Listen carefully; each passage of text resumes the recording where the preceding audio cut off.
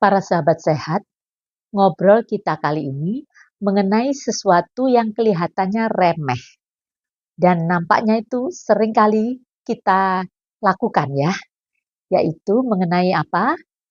Masalah menahan buang air kecil.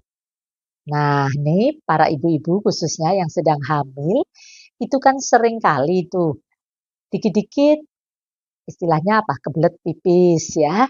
Jadi kalau dalam minggu-minggu kemarin kan kita harus mudik, bepergian, di mana-mana macet, itu kan untuk bisa sampai ke rest area pun butuh waktu kan.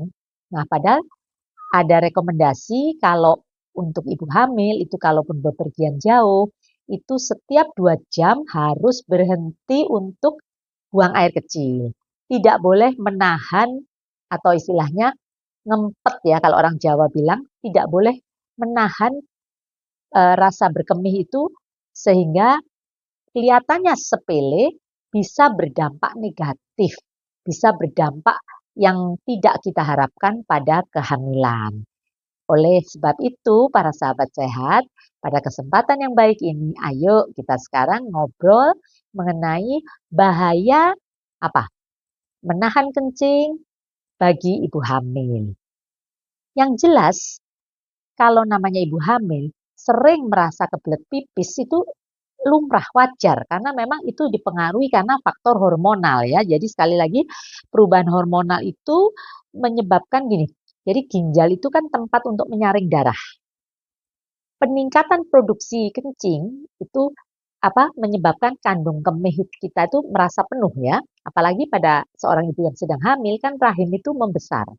Hamil trimester 1 pun sudah mulai sering istilahnya orang Jawa bilang kok kayak beser gitu bolak-balik ke belakang gitu ya. Itu enggak masalah. Jadi jangan merasa waduh saya ini jangan-jangan sakit dokter atau infeksi belum tentu ya itu proses alami. Nah, kalau sudah trimester lebih besar ya trimester 2, trimester 3 apalagi rahim sudah membesar, kepala bayi pun sudah mulai menekan ke bawah otomatis ya menekan bagian terbawah dari bayi itu menekan kandung kemih sehingga menyebabkan rasa ingin berkemih. Jadi sekali lagi para sahabat sehat ini mempunyai atau berdampak pesan moralnya adalah jangan menunda berkemih ya, tidak boleh ditahan-tahan karena itu resiko bisa infeksi. Mungkin ada yang protes, dokter saya nggak pernah tuh infeksi. No, hati-hati ya, karena infeksi saluran kemih pada kita wanita itu seringkali istilahnya bakteri uri asimptomatis. Tidak ada gejala kadang-kadang. Tahu-tahu, nah ini tahu-tahu kok jadi radang ginjal. Nah, jangan sampai kok tahu-tahu hamil lahir prematur. Kok tahu-tahu terjadi keguguran. Nah ya, jadi sekali lagi jangan menganggap remeh sekali lagi infeksi saluran kemih pada wanita karena seringkali ini merupakan bakteri uri asimptomatis. Jadi tidak bergejala. Oke? Tadi sudah tahu ya, jadi sekali lagi trimester 1 memang sering buang air, trimester 2 boleh dikata lebih stabil, trimester 3 lebih lagi ya, karena sekali lagi bagian terendah kepala bayi sudah masuk ke pintu atas panggul menekan kandung kemih. Nah, para sahabat sehat, kalau sudah ngomongkan masalah infeksi, itu kita tentu, karena tadi dokter menyatakan kadang-kadang tidak bergejala, lah gimana caranya kita bisa waspada ya?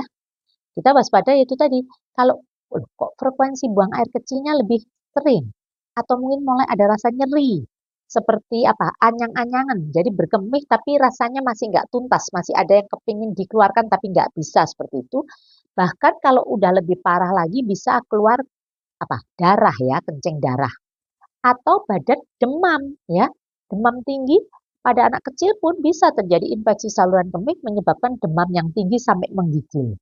Nah, jadi sekali lagi itulah walaupun tanpa gejala tetap ada.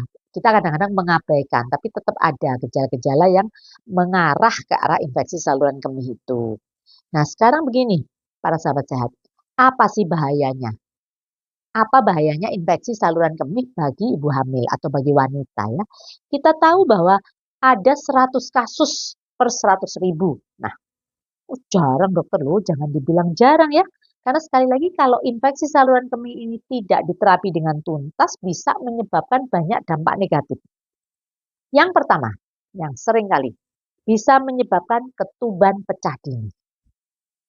Karena infeksinya dari bawah, kalau dia naik menjadi infeksi saluran kemih yang bagian atas bisa sampai infeksi ginjal. Ya. Kemudian kalau sudah ketuban pecah dini, dampaknya lagi bisa menyebabkan persalinan prematur. Belum waktunya lahir sudah kontraksi dan akhirnya lahir ya. Kemudian berdampak lagi pada apa? Tumbuh kembang janin menjadi bayi berat badan lahir rendah. KMK, kecil masa kehamilan. Jadi bayinya walaupun ibunya makan banyak nggak bisa berkembang dengan normal sehingga kecil ya. Kemudian, nah ini mungkin ada yang bertanya, dokter tadi kan salah satunya karena menahan kencing ya. Yang lain memang bisa infeksi mulai dari infeksi kuman, bakteri sampai dengan infeksi virus itu semua bisa ya.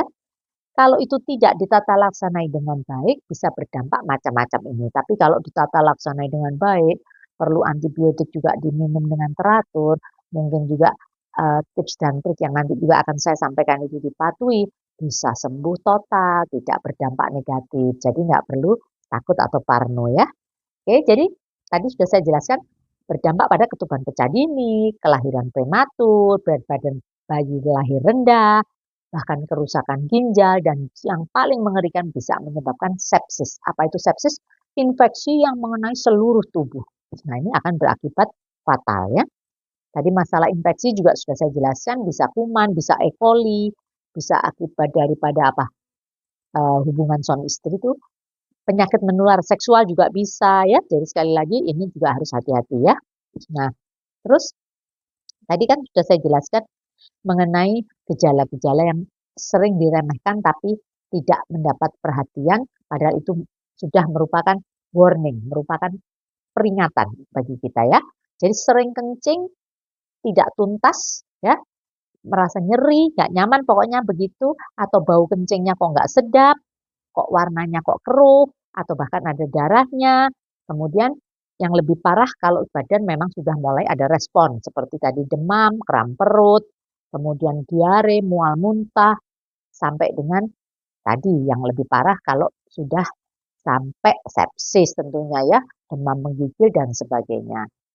Nah, para sahabat sehat, yang paling penting dari ngobrol kita sebenarnya bukan sekedar masalah gejala, penyebabnya. Yang penting adalah bagaimana sih kita bisa mencegah kan gitu ya, supaya tidak terjadi hal-hal yang tidak diharapkan tadi.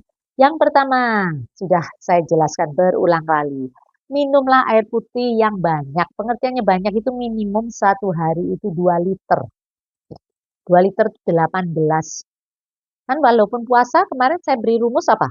2, 4, 2 kan? Tetap 18. Jadi sahurnya 2 gelas, bukanya 4 gelas, malamnya tambah 2 gelas. Apalagi sekarang sudah bukan bulan puasa, sudah hari raya Idul Fitri. Minum air putih 18, 2 liter per hari. Bukan berarti tidak boleh minum yang lain. Mau minum air kelapa muda boleh. Apa? Es sirup, es jeruk boleh. Soft drink dokter boleh nggak? Sudah berulang kali saya katakan. Bukan tidak boleh. Tapi jangan setiap hari. Jelas ya? Saya pun pernah kemarin perjalanan pulang dari Jakarta, di rest area, ada standnya soft drink itu gratis gitu. Kita dibagi-bagi ya minum juga kan. Tapi kan belum tentu 1 bulan sekali minum soft drink gitu ya. Jadi sekali lagi boleh tapi air putih yang paling banyak. Kemudian tips kedua yang paling sederhana tapi itu sering kita abaikan, tidak boleh menahan rasa ingin berkemih. Ojo dimpet ya, kalau orang Jawa mengatakan jangan ditahan tuh ojo dimpet itu tadi ya. Kemudian yang penting juga sederhana, cara cebok. Nah, mohon maaf ya. Kalau cebok di shower disemprot, tapi kalau kita memegang area kewanitaan kita, kalau cebok itu dari depan ke belakang. Jangan kebalik ya, jangan dari anus ke depan ya, paham ya? Dari depan ke belakang. Itu sederhana, tapi seringkali kita salah ya. Kemudian celana dalam, mohon maaf. Dari bahan dasar katun, saya tidak di-endorse merek, salah satu merek apa pakaian dalam bukan ya, tapi yang penting yang bahan dasarnya katun menyerap keringat. Tidak boleh terlalu ketat. Kalau ukuran Anda L ya jangan pakai yang S atau M, paham ya? Karena terlalu ketat juga nggak baik. Terlalu longgar kan juga nggak nyaman, tapi yang ukurannya pas. Sekali lagi, tiap orang kan ukurannya beda-beda, yang tahu Anda sendiri ya. Yang penting cara cebok yang benar, bahan celana dalamnya juga yang bagus. Bagus itu belum tentu mahal ya. Yang penting bahan dasar yang menyerap keringat, bukan bahan nilon ya. Itu tadi para sahabat sehat, sekali lagi kalau kita ngobrol masalah mudik, lagi-lagi mudik nih karena kemarin minggu-minggu ada liburan panjang, boleh mudiknya, tapi jangan menahan berkemih, karena itu bisa menyebabkan infeksi saluran kemih ya. Kalau sudah terjadi, waspada dengan gejala-gejala itu, periksa dan minum obat yang benar, supaya tidak terjadi hal-hal yang tidak kita harapkan. Infeksi saluran kemih kan asalnya dari bawah, dia bisa naik sampai ke ginjal kalau ke atas, dan berdampak bagi ibu yang sedang hamil, bisa sampai terjadinya keguguran maupun lahir prematur, ya, ketuban pecah dini, dan sebagainya. Saya rasa itu saja kita ngobrol masalah hal-hal sederhana, yaitu jangan menahan berkemih.